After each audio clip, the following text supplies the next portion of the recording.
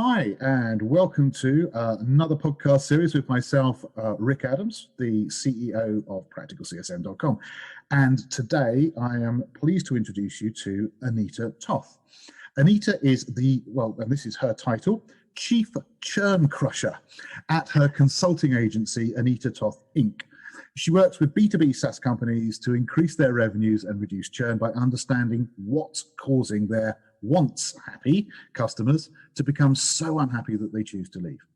Anita's got a 90-day retention accelerator program, and she uses 20 plus years of academic qualitative research experience to raise her clients' customer retention rates in as little as 90 days. So Anita, first of all, welcome and thank you very much for being with us today. Oh, thanks so much, Rick. Glad to be here.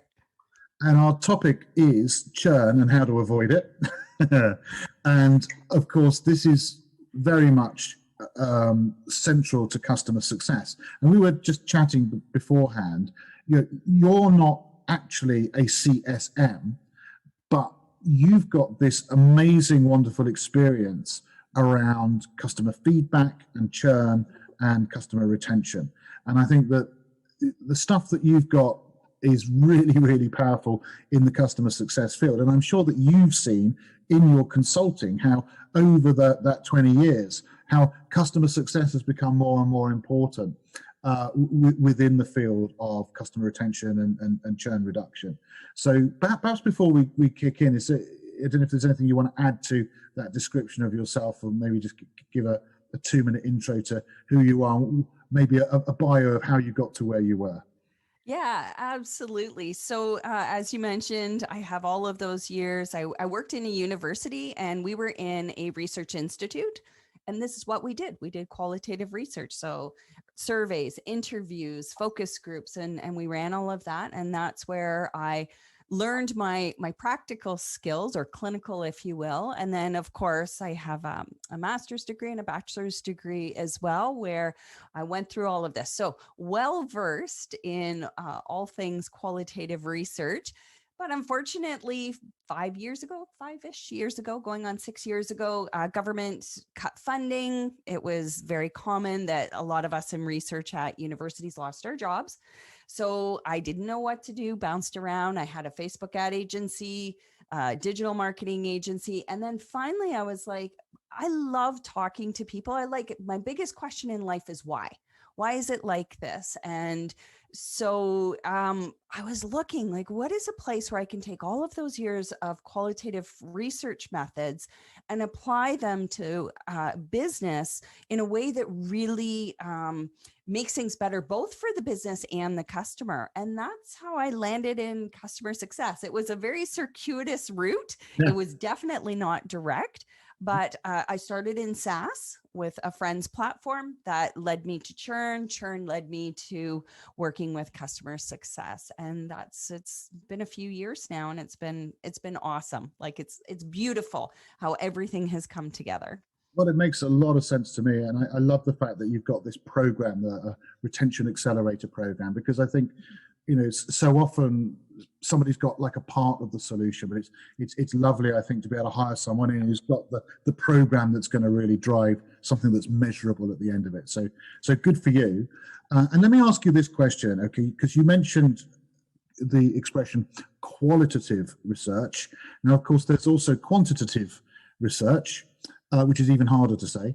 So what's the difference? What is qualitative research? So it's what we would call unstructured data. We've heard of this, right? So unstructured data is not numbers. I think that's probably the easiest way. Quantitative is numbers. You can add, subtract, multiply. You can do all sorts of mathematical equations on those numbers and come up with results. Qualitative is everything else. So it is, and of course, what I do also encompasses voice of the customer, right. But specifically qualitative research methods means they're structured. You are going out and looking for these answers, either through a survey, a focus group, or an interview. Whereas, say, voice of the customer is so much more broad than that, right? With support tickets, and you've got social media. So that is really the difference between the two. Is one is numbers and one is almost everything else is unstructured. It's a little more challenging to deal with. Because you can't just apply mathematical formulas. You've got to interpret, you've got to put things in context. And that can be a real challenge for people because frankly, it's overwhelming. Right. Like there's a lot that you can analyze. Just let's say, even in our conversation that we're having now, if we were to transcribe this and analyze this, there are so many different things we can get just from like 1 30-minute interview. Now imagine multiplying this by 10 or 50 or 100, and then add in all the other data you might get through your voice of customer. It can be overwhelming. Yeah, absolutely. Okay, thank you for that. I think it's important to understand, and both qualitative and quantitative have their places, right? I mean, apologies for dogs barking in the background. Come on, dogs. Come on. Push off. Go away. Yeah, what was I saying? Yes, so qualitative and quantitative is, but both have their place, right? But the way I see it, just to be absolutely clear, is like an example of quantitative would be where you've got a survey form that maybe asks you a lot of questions, but each question you're just answering like rate me 1 out of 5. So you just go through going, that's a 3, that's a 4, that's a 1, that's a 2, that's a 3, that's a 5. And at the end of that, well, then you could ask 1,000 people, and if you've got 1,000 responses, then you could say, well, the average for question 3 was 2.6, and the average for question 7 was a 4.1, and that tells you something interesting. But then that's something interesting. Well, the average there's a 2.6. You might ask yourself, well, why is it a 2.6? And now you need Anita. Yeah, exactly. And that's when you could then design a more in-depth like survey, or as you said, interview or focus group, where you then ask unstructured qualitative questions which require a thought from the person and a response in sort of paragraphs or sentences which you would actually notate down and actually then analyze and consider their answers, so you get the depth. So the qualitative gives you the breadth, and then you can look down and see, well, here's where the 3 problems lie, and then you can deep dive into them with the depth then of qualitative. Am I close, or Yeah, you are. And actually, there's one thing I want to add, Rick. Yes and no questions are quantitative. Right. Yeah. Because you can add them up. You know, we had 50 yeses, 10. Effectively. Yeah. Right. So your yes or no, maybe, unsure, any of those where it's just like a radio button or a checkbox or anything where you're not typing, essentially would be quantitative. And the qualitative. If you add the word why or how. There you go. There you go. Yep. Okay, good. So I think I think that's useful just as a start point. So we can maybe use quantitative initially to like work out where the problems lie, and then qualitative to pin down more detail about those to actually understand them, so that we can do something about it. So let's start with some very first principles around churn. Your chief churn crusher. So you're going to know all about this. What is churn? Give me your sort of the Anita Toth dictionary definition for churn.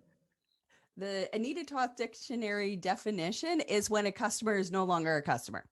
Okay, they leave. Easy. That simply put. And let me be also clear then. Is churn the exact opposite of retention, or is there any difference between those? Oh, good. You know what, Rick? I've never even thought of that. I look at it that retention is the flip side to it. So even if they've canceled, they are still a customer technically, right? Until they have walked away and they are no longer using the product, they're no longer paying money, done. So retention is the flip side. Yeah, that's generally how I look at it. I'm sure though that now you got me thinking. I'm going to walk away from this interview and I'm probably going to have a whole bunch of thoughts about that and really parsing it out. But I think generally the easiest way is to say churn is when they're no longer, and retention is any activity to keep them from churning or keep them as long as you can as a customer. But in broad essence, let's say we have 100 existing customers, Yep. and 30 churn, then 70 are retained. Right. Yeah. Yeah. So Yep. the retention figure plus your churn figure should always add up to 100% of your existing. 100%. Right. Cool. Right. So those are our simple definitions for retained and churned, as it were. All right, good. Well, I'm glad we got that out of the way. So, all right, another simple question. Why is churn so important? What makes it a critical aspect, perhaps particularly of a B2B SaaS business, to manage churn so carefully? What's important about it?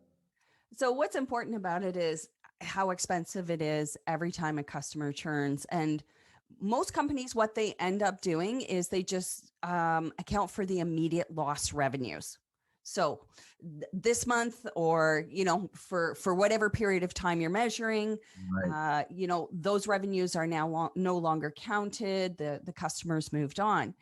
What the real impact, and these are sort of external, it's kind of like qualitative research. It's difficult to quantify, but you have lost opportunities. And that to me is actually the most expensive part. So you can't upsell to them anymore if they've churned. You can't cross-sell. You can't renew. Likely, if it was, they were leaving because they were unhappy, then you have now negative word of mouth marketing. Whereas if they're a happy customer, you have positive word of mouth marketing, which we know makes a difference. And then also with referrals. Absolutely. So every time a customer churns, it's not just that immediate loss revenue, which is easy to quantify. It's all of those other opportunities that walk out the door too. Right. And that's, there's an article that I read a long time ago by Jason Lemkin. He's with SaaStr. And he said that those lost opportunities can be worth as much as 2 to 3 times your current lifetime value of your customers. Well, that's exactly what I was going to say. Okay, cool. Yeah. Thank you. Yeah. So the simple calculation, surely, at least would be the CLV, the customer lifetime value. Right. Yep. But even then, as you say, that is not allowing for advocacy. That is not allowing for the fact that you may be expanding your portfolio in the future and have more to sell. It is not allowing for the fact that you may be able to improve your products based upon the feedback that this loyal customer would have been giving you about your products to make them better. Yep. There's just no end to it, isn't there? So, okay, I think that's a really important point. So thank you for making that. So this is, churn is so important, because if you end up with new customers all the time, you never form the same relationships. You're always going to be superficial with the customer. If it's first year only with them, they treat you as a supplier, not a partner. You never get to the top table to discuss the big projects with them. Have I missed anything? I better have. No, I think, yeah, and you've really hit it there as well. So, the things I focused on are one part, but you're right. Like, relationships take time to develop, and you can't do that quickly. Typically, a customer will give you a small deal because a new supplier is a higher risk, and then will only give you a bigger deal once you've proved your worth. So there we go. Okay, all right. So I think we're clear that managing churn is pretty important. Is it only relevant to SaaS companies? It isn't. I know, like, productized services also focus on churn.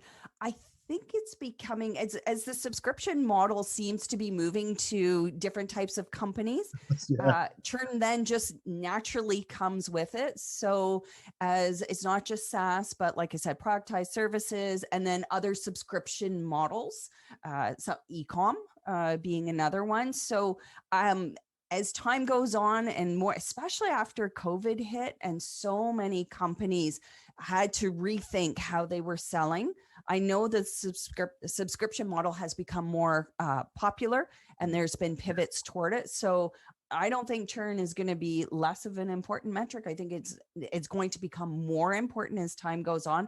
I just really, really hope that people stop to think about that immediate loss revenue. And like we talked about, it's kind of like I have an image of an iceberg that I use, and the immediate loss revenue is that top that's visible, but underneath the surface is all those things you and I talked about that also walk out the door every time a customer churns. That's kind of like my little soapbox, if you will. I'm trying to get people to realize how important retention and churn are.